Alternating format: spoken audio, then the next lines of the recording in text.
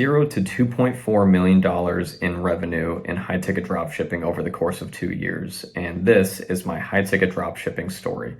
Welcome back to the channel, everybody. This video is going to be kind of a chronological detail of how I got into high ticket dropshipping, how I scaled my business, and how I ultimately sold it.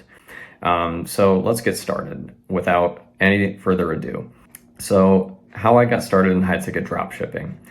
So back when COVID hit in 2020, I, along with many other people, started researching different ways to get into e-commerce because my company at the time went remote. I was working from home all the time and I had a lot of extra time on my hands. So naturally, I started turning to things like YouTube and Reddit to figure out how people were making money on the side. And because there's pretty much infinitely many ways to make money online. And so I looked at things like SEO blogs, I looked at things like affiliate marketing, low ticket drop shipping, selling on Amazon, etc. Probably a lot of the same things that you all have looked into. And it wasn't until I came across this YouTube channel that only had like a few hundred subscribers at the time. And it was these two guys that were talking about something called high ticket drop shipping. And compared to everything else that I was kind of evaluating as far as a model to get into, high ticket dropshipping started to make the most intuitive sense for me, because you are selling products. And if you know what high ticket dropshipping is, I apologize if this is redundant, but you're selling expensive products to people that are specifically searching for them at the end of the day. And this made more sense to me than something like low ticket dropshipping, where you're trying to sell like a trendy product on Instagram or Facebook with advertising to random people's feeds and just hoping that it's relevant enough to them to where they impulsively buy something. That type of thing didn't really seem targeted to me. It kind of seemed like a shot in the dark, just kind of throwing shit at the wall and seeing what sticks.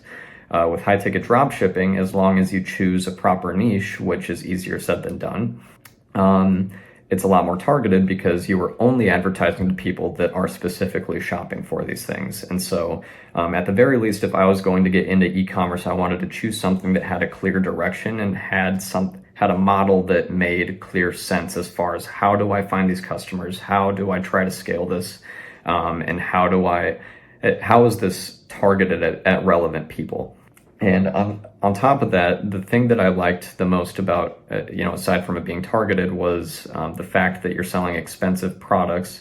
You're working with quality manufacturers. You're not selling these gimmicky, cheap, trendy products. You're actually trying to build like a long-term sustainable business that can scale over time and stand the test of time.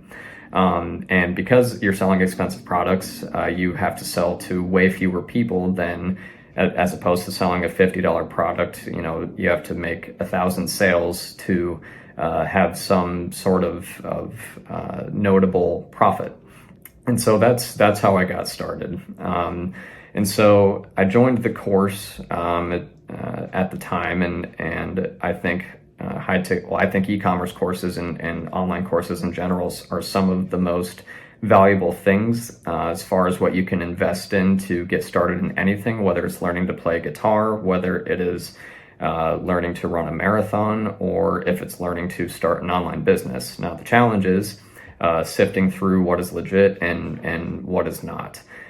Just a quick plug, I do offer a high ticket dropshipping course based on my own experience. I offer mentorship services and I offer direct e-commerce consulting services as well. So I'll put the links in the descriptions below, but let's get on with how I got started.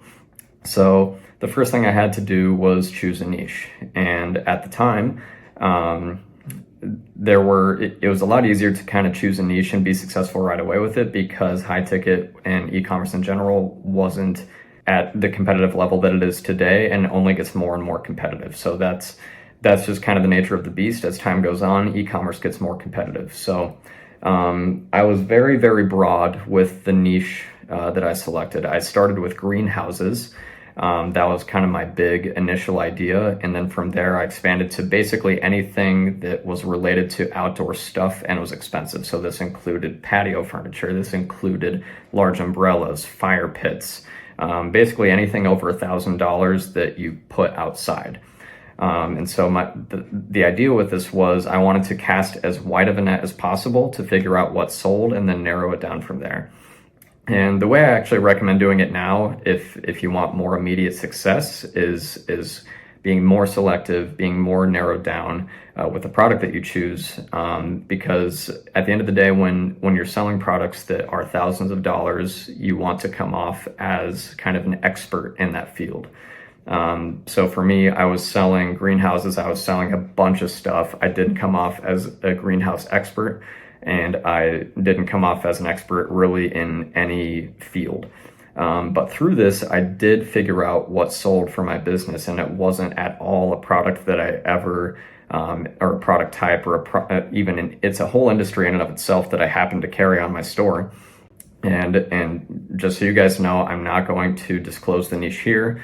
I do in my course, and I do with the people that buy my mentorship, because it gives me a very tangible example to go off of. But for the sake of YouTube, and protecting the buyer of my business that I sold, I'm not gonna give up that niche here. But long story short, I discovered that this product realm or umbrella sold the most, and so I ended up switching everything in my store to just that. I got rid of all the greenhouses. I got rid of the patio stuff, the fire pits, only this product type. And I changed the store name. I changed the branding to everything that.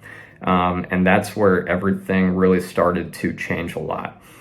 That said, when I made this initial change and started getting only suppliers in this specific industry, I still wasn't seeing the sales that I really wanted to. Let me back up a little bit. When I started running ads in May of 2021, it took me 3 weeks to see a single sale, and that was a little disheartening for me. And then a few weeks later, when I added this particular product type to the store, there was one day, I'll always remember it. I saw the Shopify notification pop up on my phone, and it was an order for like $1,800. And at the time, for how little money I was spending on ads, that paid me back for all of the ad spend that I had. I'm saying that the profit from it paid for all of my ads. And I was at a point where I was breaking even, and I was absolutely thrilled because I had proof of concept. And then from there, I was able to kind of hone in on that product type and see what I could do with it from there. But I still wasn't seeing the results that I knew were possible, because at the time, I know I've talked about her before, my good friend Gia, who got started in high ticket dropshipping. She was in the same course as me when we got started. She saw pretty much immediate success, and she was doing $300,000 revenue months almost right off the bat, and I couldn't wrap my head around what she was doing better than me. And so one day I texted her and I was like, hey, you're clearly doing something well, and we sold the exact same products when we first got started, but yours did way better than mine. So if you could do me a huge favor and just look at my store and just tell me everything that's wrong with it, that would be hugely valuable for me. And she basically sent me back this novel list of stuff that was wrong with my store. My colors were ugly. My branding was bad. My website basically looked overall unprofessional. And the biggest thing was my product pages, the way that they were set up, the descriptions were just the copy and pasted descriptions from the suppliers, just these long paragraphs describing the product. And what she told me was like, people are lazy. If I was shopping on this website and needed to find out exactly what a product is, it would take me forever to do so. And so I took that advice. I rebranded everything. I made everything look way nicer. And the biggest thing that I did on my product pages was I changed the descriptions from paragraphs to just very simple bullet points with the key pieces of each product. And once I did that, I went from a $15,000 month to a $65,000 month in revenue. And this was in August of 2021. And then from there, it was kind of a matter of, okay, I have proof of concept. I know that this is scalable. What can I do from here? And it wasn't until November, I kept all my ad spend the same. I kept my bids the same. And I wasn't really seeing a huge increase from there. In fact, my revenue went down for a few months. But one day I decided, screw it, I'm just going to triple my bids and triple my budget for a week on Google just to see what happens. And that's kind of where things took off a lot and never went back. And it was November, so it was kind of the down season for my particular niche. It was kind of seasonal. And I think that October was something like 25,000 in revenue, and that was an $80,000 month. So even though it was going into the winter and the less busy season for me, I knew what I had to do going into the busy season that would come that next spring. And then come that March, I used that same exact method with my Google ads, and that was my first six-figure revenue month where I broke $100,000 in revenue. So fast forward over the next year, ended up doing 1.2 million in 2022 in revenue.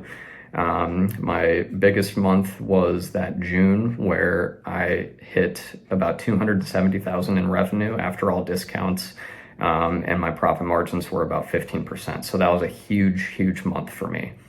And then kind of fast forward to 2023. I know I made a YouTube video about this already, but I ended up selling that store at a very nice return.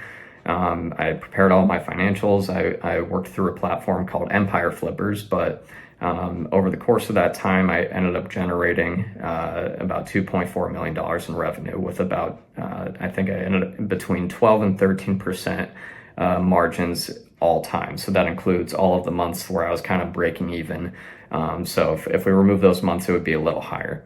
So that's kind of my story in a nutshell. High ticket dropshipping is hard. It's challenging. It takes a lot of patience. As you can see from my story, there's no one perfect way to do it, but there are more reliable ways to do it than others. And so if you are interested in getting started in high ticket dropshipping, I'll put the links for my course and my services below.